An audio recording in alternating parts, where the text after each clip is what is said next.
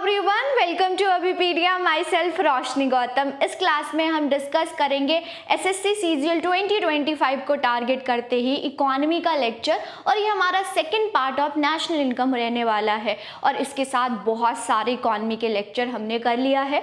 अगर आपने नहीं देखा है और पहली बार ये वीडियो और लेक्चर को देख रहे हैं तो आप प्लेलिस्ट में जाके देख सकते हैं। सीरीज वाइज पूरे सिलेबस को एमसीक्यूज के जरिए कराया जा रहा है, तो बहुत हेल्पफुल होने वाला है। बहुत आपका बैकग्राउंड नहीं भी है इकोनॉमी, फिर भी आपको समझ आ जाएगा। बहुत लेमैन लैंग्वेज से आपको समझाया जा रहा है। प्लस स्टूडेंट कोर्सेज भी अवेलेबल है। आपको डिटेल में पढ़ना है तो आप कोर्सेज को बाय कर सकते हैं। आप कोर्सेज को बाय करने के लिए नीचे डिस्क्रिप्शन बॉक्स में लिंक है, वहां जा सकते हैं, या डायरेक्टली कॉल भी कर सकते हैं। डायरेक्टली आप वेबसाइट पर जाके भी बाय कर सकते हैं। ओके, तो आज देखिए इस प्रकार से फीचर है। आपको प्रॉपर लेक्चर मिलेगा, वीडियो हो गए, लेक्चर हो गए, एमसीक्यूज हो गया। ओके, पीडीएफ है, प्रॉपर ये स्ट्रक्चर एक्सपर्ट के द्वारा बनाया गया है, आपके लिए बहुत हेल्पफुल होगा। ओके, तो क्या करना है, आप कॉल कर सकते हैं, पूरी टीम आपकी हेल्प करेगी। आपको कोई भी डाउट है, काउंसलिंग करानी है, आप कर सकते हैं। ओके, तो चलो आज की क्लास को स्टार्ट करते हैं। इससे पहले वाले लेक्चर को जरूर देखिएगा। अगर वो लेक्चर को आप नहीं देखेंगे तो ये लेक्चर आपको नहीं समझ आएगा, और सीरीज में आपने देखना है। ओके, चलो स्टार्ट करते हैं और हम आगे कंटिन्यू करेंगे इस लेक्चर को। तो क्वेश्चन नंबर 1 है, इसको देखिए और ट्राई करिए। कोई पॉज करना है, वीडियो को खुद से ट्राई करेंगे, और नहीं समझ आएगा फिर यहाँ पर आपने देखना है। तो अगर यहाँ पर देखिए विच वन इज करेक्ट, क्या करेक्ट है। नेशनल इनकम क्या होता है, क्या एनडीपी एट फैक्टर कॉस्ट होता है, minus net factor income from abroad होता है। करेक्ट बताना है। तो देखो अब इससे पहले ना थोड़ा सा मैं आपको कंसेप्ट बता देती हूँ, फिर और भी अच्छे से आपको क्लियर हो जाएंगे कंसेप्ट। इससे पहले वाली वीडियो में बिल्कुल ही इनिशियल लेवल से पढ़ाया गया है, थोड़ा सा ये एडवांस होने वाला है, ये एडवांस लेक्चर होने वाली है, राइट। ये है, तो देखो ग्रॉस डोमेस्टिक प्रोडक्ट क्या होता है, total value of all goods and services produce with the border of the country. Means यहाँ पर फाइनल गुड्स एंड सर्विसेज, क्यों फाइनल है, क्यों इंटरमीडिएट नहीं है, ये सब भी लास्ट क्लास में डिस्कस किया था। तो final goods and services produce हो रहा है कहाँ पर, with in the border of the country, मतलब जोग्राफिकल बाउंड्री हो रहा है। रिगार्डलेस कौन कर रहा है हमें नहीं मालूम, इसे हमें नहीं लेना, कहाँ हो रहा है ये बहुत इंपॉर्टेंट है। तो यहाँ पर देखिए, चाहे producer means resident of the country हो, डोमेस्टिक कंट्री में, या जो है रेजिडेंट्स कर रहे हैं, या नॉन रेजिडेंट्स मतलब कि फॉरेनर कर रहे हैं, वो मायने नहीं रखता है, लेकिन ज्योग्राफिकल बाउंड्री में होना चाहिए। अब इसको कैलकुलेट करने के लिए कि कितना हो रहा है ना, कैलकुलेट करने के लिए एक फॉर्मूला का इस्तेमाल किया जाता है, और इसको एक्सपेंडिचर मेथड भी बोलते हैं। अभी मैं आपको 3 टाइप ऑफ कैलकुलेशन कैसे किया जाता है वो भी मैं आपको बताऊंगी। तो इसको कैसे लिखते हैं, वाई, जीडीपी को Y means income, C means होता है कंजम्पशन। ओके, कंजम्पशन कौन करता है, हाउस होल्ड करता है। सर्कुलर फ्लो में हमने समझा था। आई मीन्स होता है इन्वेस्टमेंट। ओके, क्या होता है, इन्वेस्टमेंट होता है जो कि फर्म करते हैं। जी, गवर्नमेंट, अब वेलफेयर के लिए भी तो कोई होना चाहिए, तो जी को गवर्नमेंट।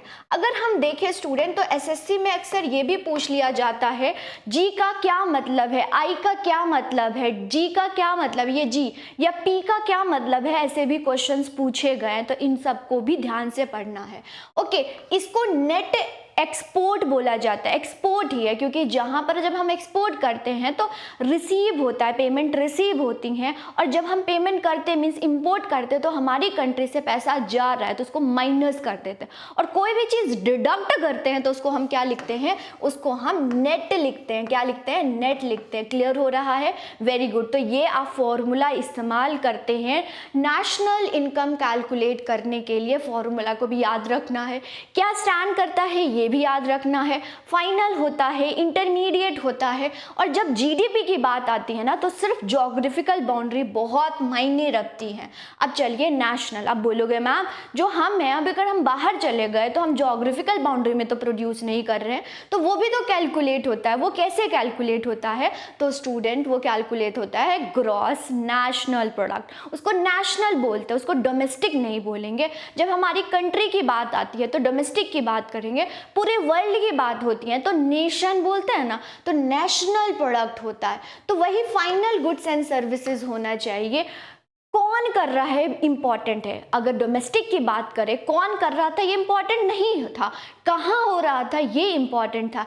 यहाँ पर कहाँ हो रहा है ये इंपॉर्टेंट नहीं है, कौन कर रहा है ये इंपॉर्टेंट है। It means resident of the country. अगर बाहर जाके कोई भी कहीं पर भी पूरे वर्ल्ड में कहीं भी गुड्स एंड सर्विसेज प्रोड्यूस कर रहा है तो उसको हम क्या बोलते हैं, नेशनल प्रोडक्ट बोलते हैं। ग्रॉस क्या होता है, ग्रॉस मतलब होता है टोटल।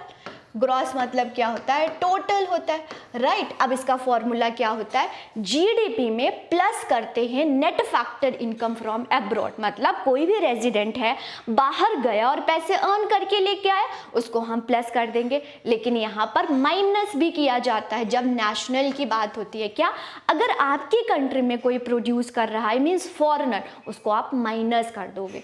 तो इसको लिखते हैं net factor income from abroad. Okay, ये होता है नेट मतलब डिडक्ट करके लिख रहे हैं। ओके, तो ये भी फॉर्मूला वेरी इंपॉर्टेंट है।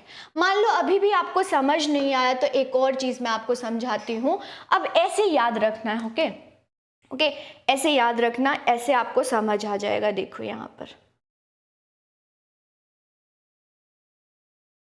ओके, एक मिनट रुकिएगा।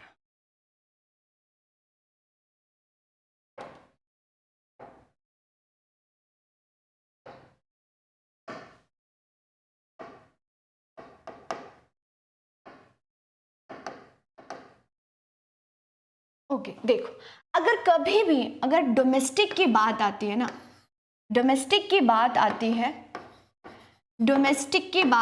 है और नेशनल की बात आती है, बहुत सिंपल में आप समझो, नेशनल की बात आती है, तो जब आप नेशनल निकालोगे तो क्या कर दोगे, net factor income from abroad को प्लस, अगर वही आपको डोमेस्टिक निकालना है तो माइनस करना है net factor income from abroad. Simple है। अगर इन चीज़ों का ध्यान रखते हैं तो आप आराम से कर लेंगे, सारे कंसेप्ट को कर लेंगे। ओके, ये है, ये सिंपल वे भी है, आपको तरीका है सॉल्व करने का। अब चलो आप क्वेश्चन पर चलते हैं और इन चीज़ों को समझते हैं। नेशनल इनकम है, पहले तो यहीं पर आप नोट करो कि जब भी हम नेशनल निकालते हैं तो उसका फॉर्मूला होता है, ओके, उसका क्या फॉर्मूला होता है, NNP, net national product at factor cost. ये फॉर्मूला है नेशनल इनकम का। ओके, कभी कभी एग्जामिनर ये भी पूछ लेता है नेशनल इनकम को कैसे डिनोट करते हैं, तो कैसे, NNP एट फैक्टर कॉस्ट। अगर नेशनल इनकम है तो NDP eight factor cost minus net factor income. अगर हम माइनस करेंगे तो डोमेस्टिक हो जाएगा ना, तो ये क्या हो जाएगा, रॉन्ग है। ओके, ये रॉन्ग है। GNP में एट फैक्टर कॉस्ट है तो क्या करोगे, GNP में मार्केट प्राइस में प्लस नेट इनडायरेक्ट टैक्स करोगे। नो, जब भी हमें फैक्टर कॉस्ट निकालना होता है ना, प्लीज इसको नोट करिएगा, जब भी हमें फैक्टर कॉस्ट निकालना होता है तो माइनस नेट इनडायरेक्ट टैक्स होता है, और जब at the same time market price निकालना हो तो प्लस नेट इनडायरेक्ट टैक्स होता है। ये भी याद रखिएगा। ओके, तो ये भी रॉन्ग है। पर्सनल इनकम क्या होता है, private income minus corporate tax minus corporate saving. बिल्कुल, ये बिल्कुल एग्जैक्ट और परफेक्ट डेफिनेशन है पर्सनल इनकम। अगर आपकी इंडिविजुअल इनकम डोनेट करना है, इंडिविजुअल इनकम को अगर हम फॉर्मूला से डिनोट करेंगे तो क्या होगा, private income minus corporate tax करोगे, माइनस कॉर्पोरेट सेविंग कर दोगे तो पर्सनल इनकम। मेरे जेब में, मेरे पॉकेट में कितना पैसे है, ऐसे निकलता है। Okay, disposable income very important, ये भी पूछ लेते हैं। अब बोलोगे मैंने टैक्स दे दिया है। ओके, आपसे पूछा जाएगा क्या आपने टैक्स दे दिया है, तो बोलोगे यस, टैक्स मैंने दे दिया। तो जब टैक्स देने के बाद आपके पास पैसा बचता है तो उसको क्या बोलते हैं, उसको हम YD से डिनोट करते हैं। Okay, YD means disposable income. और जब हम टैक्स नहीं देते हैं तो क्या लिखते हैं, वाई लिखते हैं। क्या लिखते हैं, वाई लिखते हैं। जब टैक्स देने के बाद जो पैसा बचता है that is disposable personal income बोलते हैं। ओके, तो ये समझ आया, तो आंसर हमारा क्या हो जाएगा, सी हो जाएगा। थोड़ा सा एडवांस है लेकिन आपको समझ हो, अगर नेशनल इनकम को बहुत अच्छे से आप समझोगे तो ऐसे क्वेश्चन को भी टारगेट कर पाओगे आप, राइट। तो ये देखो, अब थोड़ा सा और डिटेल में पढ़ ले। हमने जीडीपी पढ़ लिया, जीएनपी पढ़ लिया, लास्ट क्लास में इसकी कंपैरेटिव स्टडी भी मैंने आपको करवाया था। तो डिस्पोजेबल इनकम कैसे निकलेगा स्टूडेंट, पर्सनल इनकम जो था, जो कि निकला private income minus corporate tax minus corporate saving, उसमें से अगर आप डायरेक्ट टैक्स को भी माइनस कर दोगे तो जो इनकम आपके पास बचेगा, आपकी जेब में बचेगा, उसको हम डिस्पोजेबल पर्सनल इनकम, जो जिसको हम YD से डिनोट करते हैं। ऑलराइट, समझ आ गया। ये देखो, ये है पर्सनल इनकम। ये भी बहुत बार एग्जाम में पूछा गया है। अगर आप प्रीवियस ईयर क्वेश्चन को देखोगे तो ये भी पूछा गया है। क्या है इसका मतलब, क्या होता है, ध्यान रखिएगा। अब चलिए थोड़ा सा और एडवांस क्वेश्चंस को करते हैं। तो देखिए, विच of the following is not correct पूछा है। अब आपसे नॉट करेक्ट पूछा है तो इसको भी देखो। तो NNP एट मार्केट प्राइस है, GNP eight market price plus depreciation, ये होगा।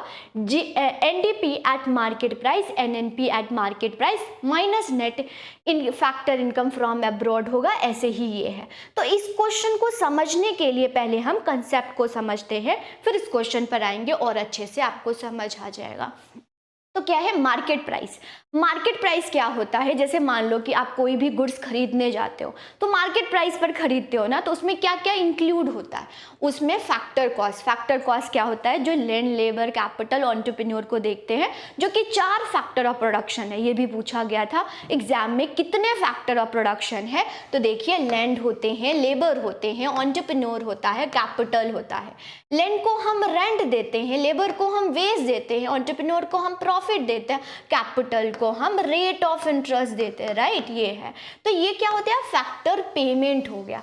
तो इन सभी को इंक्लूड करेंगे मार्केट प्राइस में, प्लस इनडायरेक्ट टैक्स। टैक्स जो होता है इनडायरेक्ट मीन्स GST, उसको प्लस करते हैं, माइनस कर देते हैं सब्सिडी। माइनस क्यों करते हैं, क्योंकि फैक्टर कॉस्ट में ऑलरेडी सब्सिडी जो है प्लस है, डबल काउंटिंग ना हो जाए इसीलिए माइनस कर देते हैं सब्सिडी। तो हमारे पास क्या आ जाता है, मार्केट प्राइस।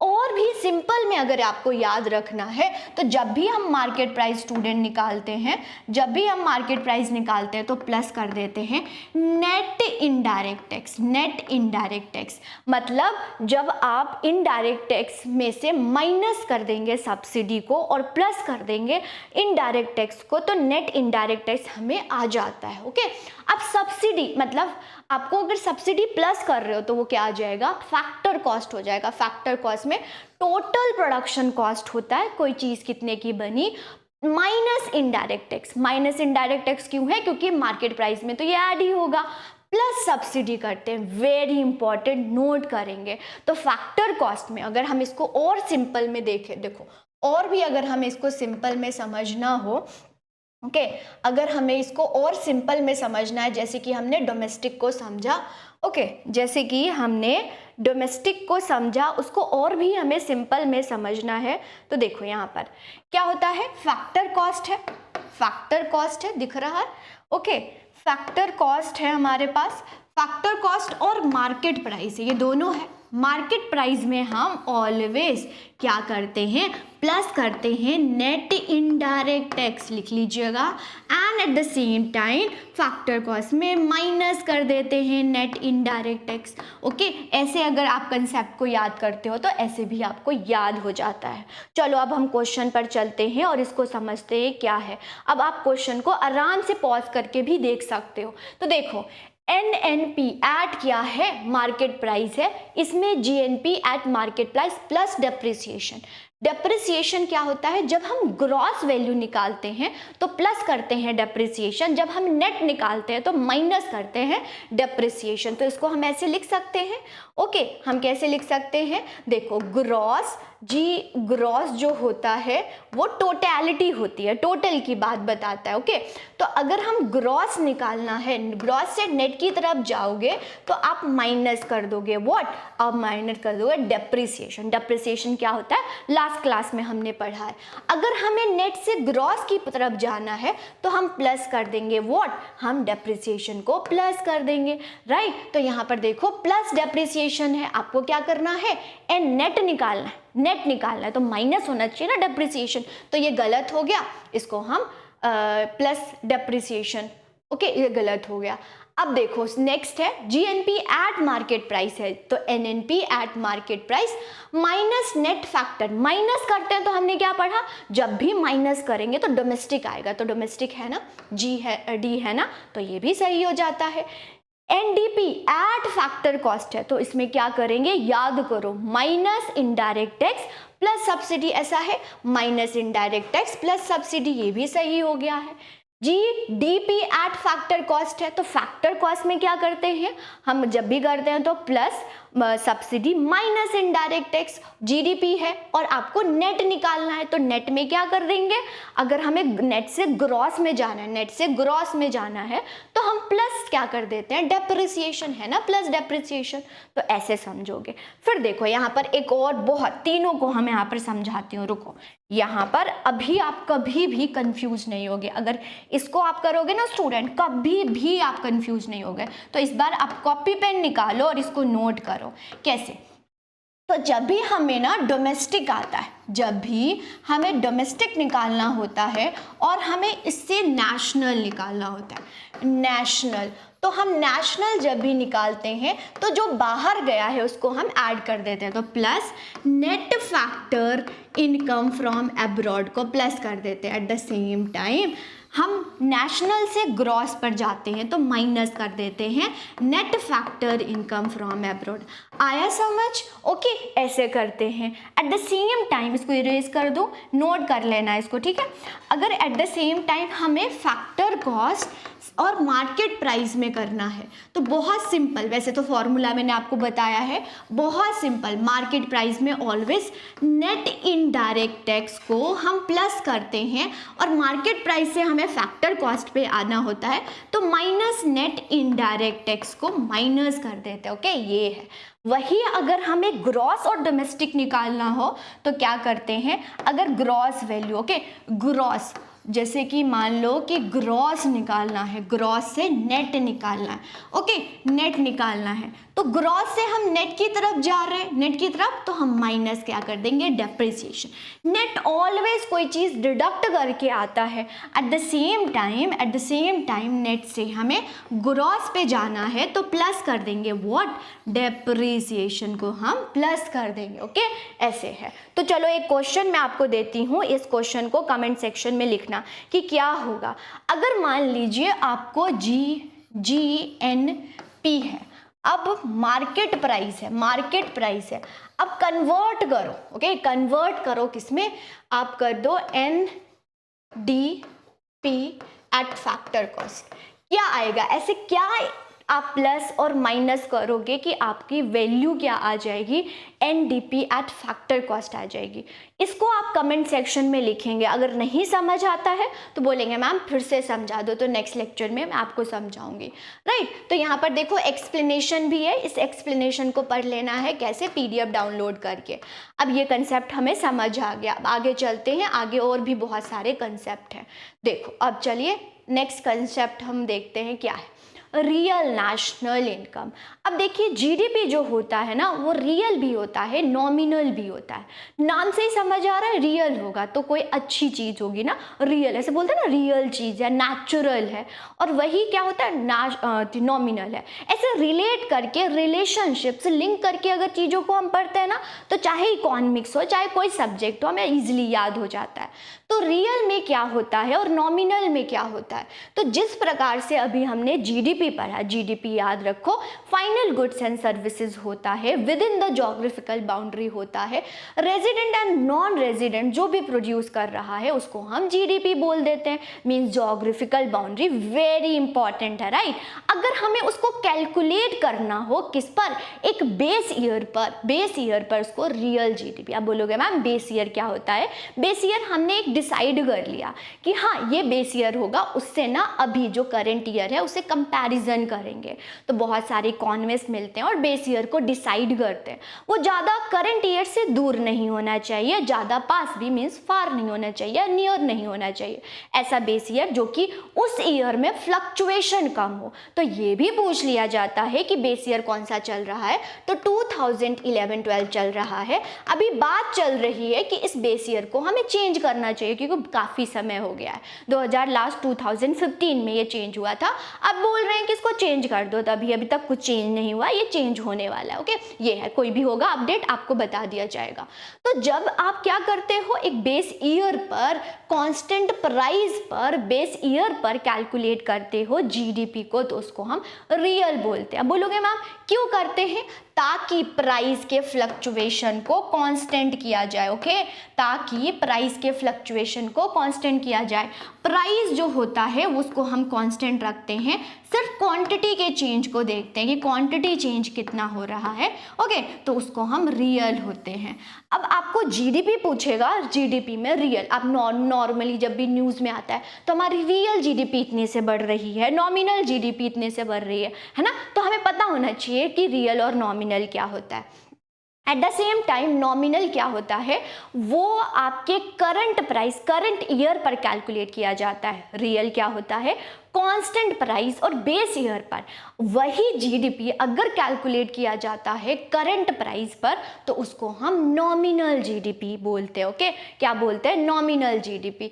कितना परसेंटेज इन्फ्लेशन डिफ्लेशन है, इन्फ्लेशन डिफ्लेशन हम नेक्स्ट लेक्चर में इन्फ्लेशन डिफ्लेशन पर भी क्वेश्चंस करेंगे। तो उसको कैलकुलेट करने के लिए जीडीपी डिफ्लेटर होता है। इसका फॉर्मूला क्या होता है? GDP deflator. डिफ्लेटर कितने परसेंटेज प्राइस का फ्लक्चुएशन चल रहा है, दैट इज डिफ्लेटर होता है। तो इसको कैसे निकालते हैं? डिफ्लेटर होता है। Okay, nominal GDP upon GDP upon real GDP होता है। रियल जीडीपी इनटू परसेंटेज में निकालना होता है, तो इनटू हम 100 कर देते हैं। तो हमें कितना परसेंटेज इकोनॉमी में इन्फ्लेशन चल रहा है, सीपीआई डब्ल्यूपीआई से तो हम कैलकुलेट करते हैं। At the same time GDP deflator से भी कैलकुलेट करते हैं। तो जीडीपी डिफ्लेटर का भी क्या आ जाता है फॉर्मूला, तो लिख लो जल्दी से, nominal GDP upon real GDP into 100। Okay, ऐसे होता है। नॉमिनल जीडीपी जो होता है इसमें करंट प्राइस पर होता है, और ये प्राइस इसमें कांस्टेंट नहीं करते। ओके, प्राइस कांस्टेंट नहीं करते हैं, इन्फ्लेशन के साथ ये एडजस्टेड नहीं होता है। फिर से सुनिएगा, इन्फ्लेशन के साथ ये एडजस्टेड नहीं होता है। ऑलराइट स्टूडेंट, आ रहा है समझ? ये सारे कंसेप्ट समझ आना चाहिए। तो जल्दी से ये क्वेश्चन का आंसर दे दो। अभी मैंने आपको बताया विच of the following is true about. अच्छा, अभी हम पहले लास्ट क्वेश्चन का आंसर ये देख लेते हैं ना, ये वाला। रियल जीडीपी समझ आ गया, तो रियल जीडीपी क्या होगा? National income at current price. Current price पे तो नहीं होता है। National income at factor price, no, इस पर भी नहीं होता है। नेशनल इनकम कांस्टेंट प्राइस, बिल्कुल यही आंसर है। ओके, और ऐसे क्वेश्चंस भी बहुत ज़्यादा पूछे गए हैं, तो ध्यान रखिएगा। ओके, चलिए अब नेक्स्ट क्वेश्चन पर मूव करते हैं, और इसका भी आंसर जल्दी से दे दो। Which of the following is true about nominal GDP. Nominal GDP के लिए क्या है? ये एडजस्टेड होता है? No, it is not adjusted. अगर ये एडजस्टेड होगा तो हम इसको रियल जीडीपी बोलेंगे, ना कि नॉमिनल जीडीपी। क्या बोलेंगे? Real GDP. It include only the price of goods and services in the current year. बिल्कुल परफेक्ट डेफिनेशन है, ये प्राइस को इंक्लूड करता है। और इसको देखो यहाँ पर, अगर दोनों को हमें कंपैरिजन करना हो, अगर दोनों को हमें कंपैरिजन, तो रियल जीडीपी ऐसे होता है, रियल जीडीपी होता है। पी को हम कांस्टेंट कर देते हैं, सिर्फ क्वांटिटी के चेंज को देखते हैं। Nominal GDP at the same time, nominal GDP क्या होता है? नॉमिनल जीडीपी होता है P into Q, okay, P into Q होता है, ये हो गया। तो P इंटू क्यू, तो आप देख रहे हो प्राइस इसमें क्या है, यहाँ पर चेंज हो रहा है, मीन्स इन्फ्लेशन एंड डिफ्लेशन दोनों को देखा जाता है, इन्फ्लेशन एंड डिफ्लेशन दोनों को देखा जाता है। लेकिन अगर हम रियल जीडीपी की बात करें तो वो एडजस्टेड होता है, किससे, इन्फ्लेशन से।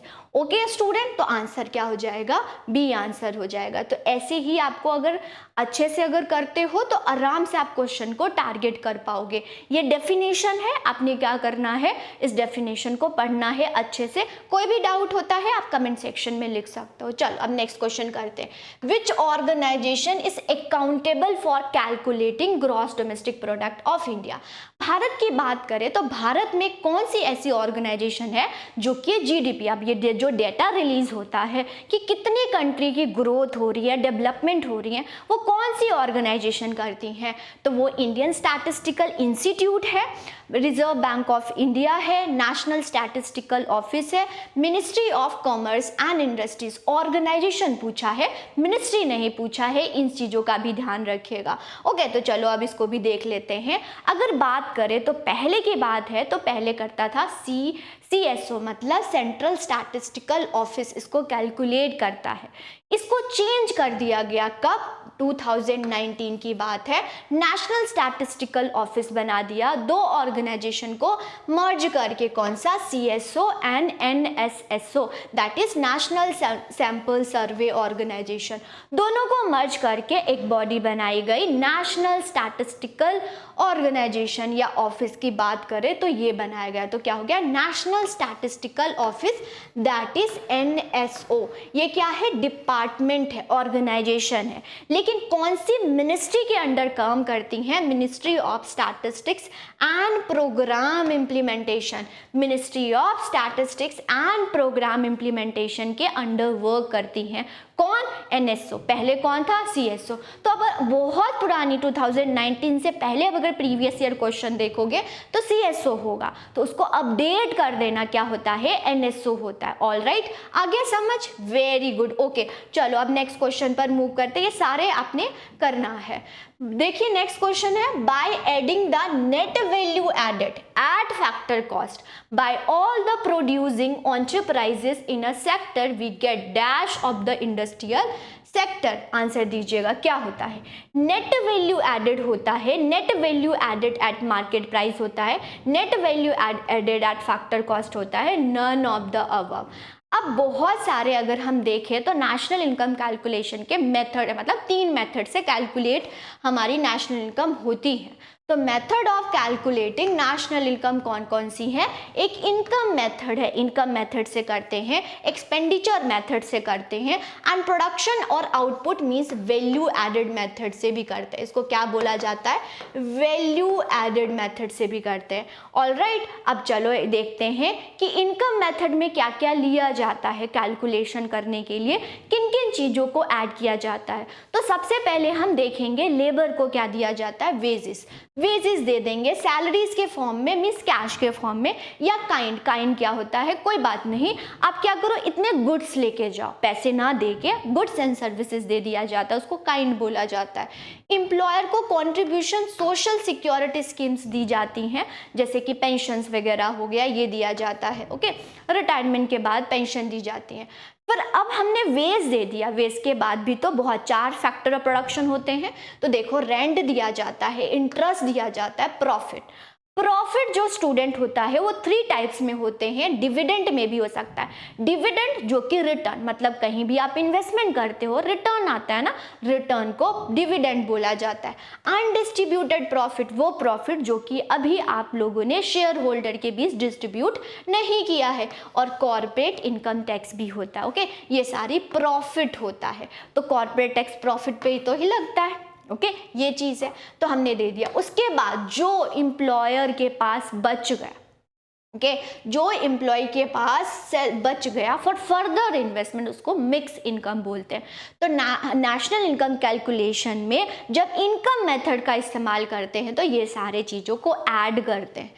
फिर आता है एक्सपेंडिचर। ओके, एक्सपेंडिचर मेथड में क्या होता है, वही y is equal to C plus I plus G plus X minus है, और ये सारे फाइनल होंगे, नॉट इंटरमीडिएट होगा, फाइनल होगा। Value added method, total value added में आप इंटरमीडिएट गुड्स को टोटल वैल्यू एडेड में से माइनस कर देंगे इंटरमीडिएट गुड्स। अब बार बार आ रहा है तो मैं चलो बता ही देती हूँ, लेकिन लास्ट क्लास में इंटरमीडिएट गुड्स भी बताया था। और फाइनल गुड्स क्या होता है, इंटरमीडिएट गुड्स स्टूडेंट वो गुड्स होता है जो कि अभी फर्दर प्रोडक्शन में है। ओके, फैक्ट्री गेट पर नहीं आया, फाइनल कंजम्पशन के लिए रेडी नहीं है, लेकिन जो फाइनल गुड्स होगा वो फाइनल कंजम्पशन के लिए रेडी होता है। ओके, तो फाइनल गुड्स होता है। इंटरमीडिएट गुड्स को हम क्यों नहीं ऐड करते हैं, ताकि डबल काउंटिंग ना हो, कास्केडिंग इफेक्ट ना हो, ओके, इसलिए। तो ये हो गया टोटल वैल्यू एडेड से माइनस कर देंगे इंटरमीडिएट। अब चलो इसका आंसर आप लोगों ने कमेंट सेक्शन में देना है। ओके, ये इसका आंसर क्या होगा आप कमेंट सेक्शन में दीजिएगा, देखते हैं आपको कितना समझ आया।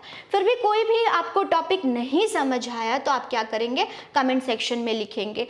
प्रॉपर फुल तैयारी करने के लिए हमारे कोर्सेज को आप बाय कर सकते हैं, जहां पर आपको प्रॉपर तैयारी कराई जाएगी, बिल्कुल कंसेप्ट को कराया जाएगा, फिर एमसीक्यूज प्रैक्टिस भी कराई जाएगी।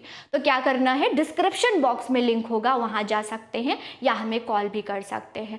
कोई भी डाउट या कोई भी टॉपिक समझना है वो तो हम लेके आ रहे हैं आप सभी के लिए, तो ज़्यादा से ज़्यादा शेयर भी करिएगा ताकि ज़्यादा से ज़्यादा स्टूडेंट्स के पास जाए, एंड वो टॉपिक भी लिख सकते हैं जो कि आपको समझना है। चलिए नेक्स्ट क्लास में मिलेंगे और बहुत सारे क्वेश्चंस को प्रैक्टिस करेंगे। Thank you student, all the best.